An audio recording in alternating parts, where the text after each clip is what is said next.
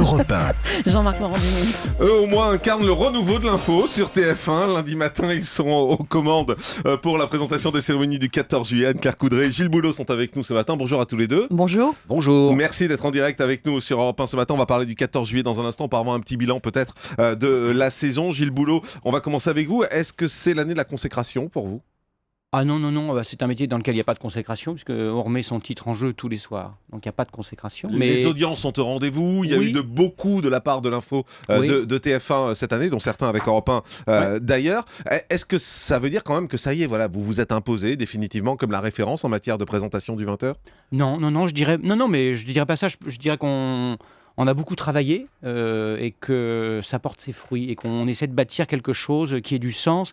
Et je pense qu'après, là vous avez sans doute raison, c'est qu'il y a l'habitude. Peut-être que les gens qui ne regardaient pas le 20h de TF1 il y a quelques années se sont dit tiens, c'est intéressant, c'est bien. Voilà, donc créer une habitude et puis enrichir le contenu. Voilà, donc le 25 août, quand je reviendrai, on essaiera encore d'améliorer. Vous verrez, on va changer. Ça veut dire qu'il y aura des nouveautés ? Toujours, il faut toujours qu'il y ait des nouveautés. On ne peut pas s'assoupir. Si on s'assoupit, on est mort. Quel type de nouveautés ?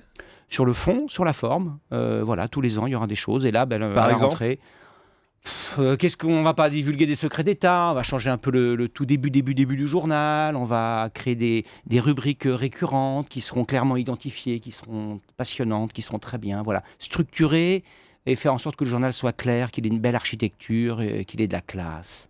Et qu'on rit un peu, et qu'on fasse des choses. Rit un peu dans le 20h. Mais on rit quelquefois dans le 20h. On sourit.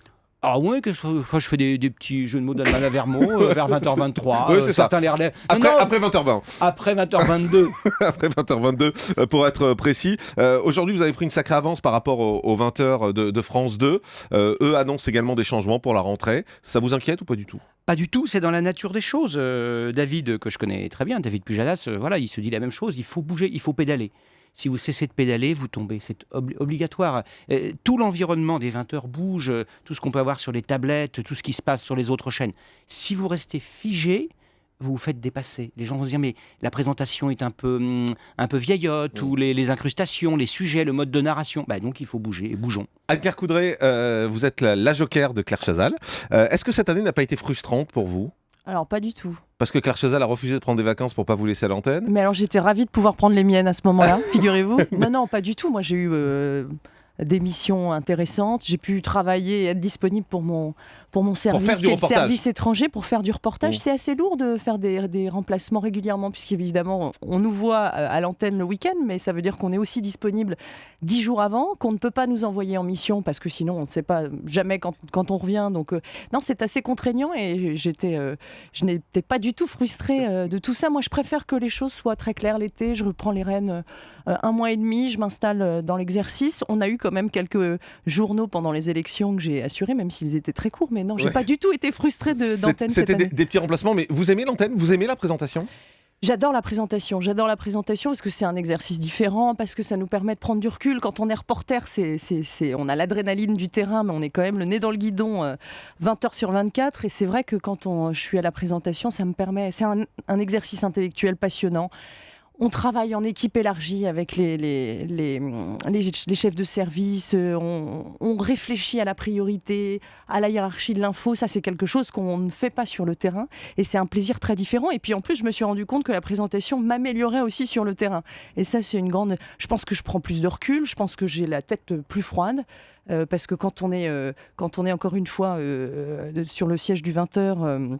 Voilà, on a l'obligation d'avoir le ton très sobre et d'avoir une vision très globale de ce qui se passe. Donc on remet les choses plus à leur place. Donc non, je suis ravie. Et la complémentarité des deux est une vraie richesse. Et si je peux la garder le plus longtemps possible, j'accepterai ce... Et justement, Gilles Boulot, ça vous manque pas le terrain ?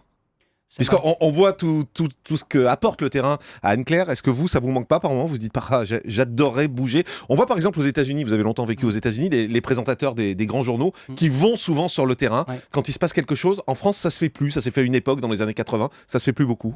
Ça m'a beaucoup manqué le terrain pendant 1 an. Quelquefois, j'ai des petits picotements. Par exemple, Anne-Claire est partie pour nous, pour le journal de 20h pendant... T'es partie combien de temps? 3 semaines? Un mois au Brésil, faire des plateaux, des reportages. Alors, le hasard faisait que je connaissais bien le Brésil, donc j'avais pas cette frustration.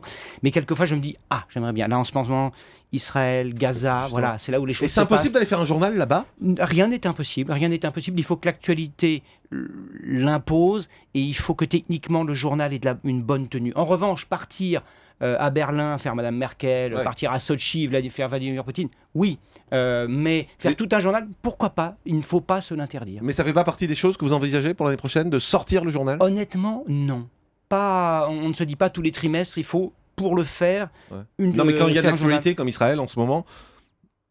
Pas là-dessus, je pense pas. Pas avec cette ampleur d'actualité-là. Si demain, le 11 septembre, se reproduise, ce qu'à Dieu ne plaise, évidemment, je ne sais pas, peut-être. Mais il faut vraiment quelque chose qui soit exceptionnel, qui sorte absolument de l'ordinaire. Anne-Claire Coudray, est-ce que ça crée pas des jalousies d'être présentatrice et joker des journaux? Je crois pas, je ne crois pas. Il n'y a personne à la rédac qui dira pourquoi c'est toi? Mais bien au contraire, c'est pas du tout le profil des gens de la rédaction et je crois qu'au contraire... Parce que ça fait envie quand même. Ça doit faire envie à plein de journalistes. Je ne suis pas sûre que tous les journalistes de la rédaction aimeraient faire de la présentation. C'est quelque chose de très particulier, comme tous les journalistes de la rédaction n'aime pas non plus le direct sur le terrain. Il faut aimer ça, supporter ce stress-là, y prendre du plaisir. Et non, je crois que les gens sont plutôt contents que ce soit quelqu'un qui connaisse par cœur. Moi, je travaille avec mes anciens chefs de service, avec mes collègues que je côtoie toute l'année. Donc, on a un rapport très direct. Ça facilite beaucoup de choses. Ce qui est étonnant d'ailleurs, c'est que c'est le même profil que Gilles Boulot, quoi. C'est un ancien, c'est pas étonnant, je crois. Un ancien de la rédaction, enfin quelqu'un qui connaît le terrain, en tout cas, qui a été mis